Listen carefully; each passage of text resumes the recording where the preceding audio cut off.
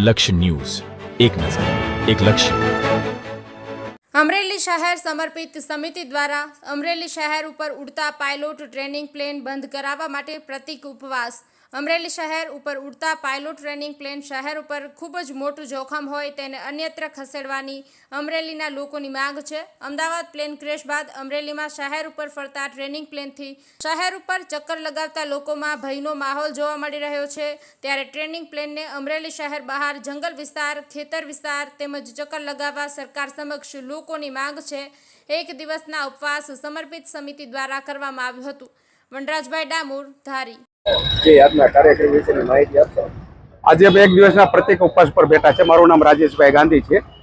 અમરેલી ઉપર મોજ જજુબે છે। પાયલોટ ટ્રેનિંગ માટેના અહીંયા બે કંપનીએ સેન્ટર ચાલુ કર્યા છે। તે સખત ઉડા કરે છે, રાત્રે પણ ઉડે છે।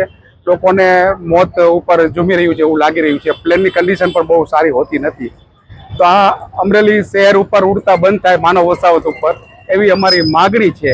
અને અમરેલીમાં ખેતર નદી ઉપર ઉડાડે તો અમને કોઈ વાંધો નથી, પણ માનવ વસાવત ઉપર ન ઉડે એ અમારી માગણી છે। અમે કલેક્ટરને પણ આવેદનો આપ્યા છે, અનેક જગ્યા ઉપર રજૂઆતો કરી છે, આનું હજી કોઈ પરિણામ મળ્યું નથી। એટલે આજે અમારા પ્રતિક ઉપવાસ પર ઉતરવાની મને ફરજ પડી છે। કેટલા દિવસનો પ્રતિક ઉપવાસ રાખેલો? આજે એક દિવસ માટે જ રાખેલો છે। આની સિવાય બધી કોઈ કાર્યવાહી નહીં થાય તો આ બાકીની કાર્યવાહી શું? આજે અમારી સમિતિ નક્કી કરે આગળની અમે ગાંધી ચિંધ્યા માંગે આગળની પણ કાર્યવાહી કરશું, અને હવે ત્યાં લગી બંધ ન થાય ત્યાં સુધી આવી કાર્યવાહી ચાલુ જ રાખશું। અમરેલી શહેર ચિત્તલ રોડ વોર્ડ નંબર 2 ના સભ્ય સુરેશ શેખવા, અમારા રોડ ઉપર એરપોર્ટ આવેલું છે। આ એરપોર્ટમાં બે ટ્રેનિંગ સેન્ટર આવેલા છે, જેમાં જે લોકોને ટ્રેનિંગ એટલે કે શીખવાડવામાં આવે છે એવા વિમાનો ઉડાડવામાં આવે છે।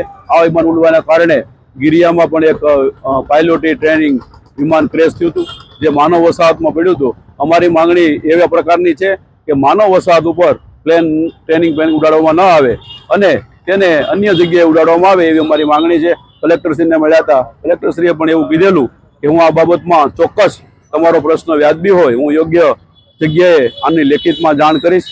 અજય દહિયા સાહેબની બદલી થઈ ગઈ છે, નવા કલેક્ટરશ્રી આવ્યા છે, એને પણ અમે વિનંતી કરશું કે માનવ વસાહત ઉપર આ ટ્રેનિંગ પાયલોટ ઉડાડવામાં ન આવે, કારણ કે સ્કૂલો, કોલેજો અને હોસ્પિટલ પણ ત્યાં નજીકમાં જ આવેલી હોય। ટેક ઓફ અને કરવામાં આવે છે ત્યારે ચિત્તલ રોડ ઉપરથી કરવામાં આવે છે। ચિત્તલ રોડ ઉપર સૌથી મોટું જોખમ રહેલું છે। આ બાબતમાં અમારા લોકોને વ્યાજબી માંગણી હોય તેને યોગ્ય નિકાલ કરવા અને ચૂંટાયેલા પ્રતિનિધિઓ પણ આમાં રસ લે એવી અમારી માંગણી છે।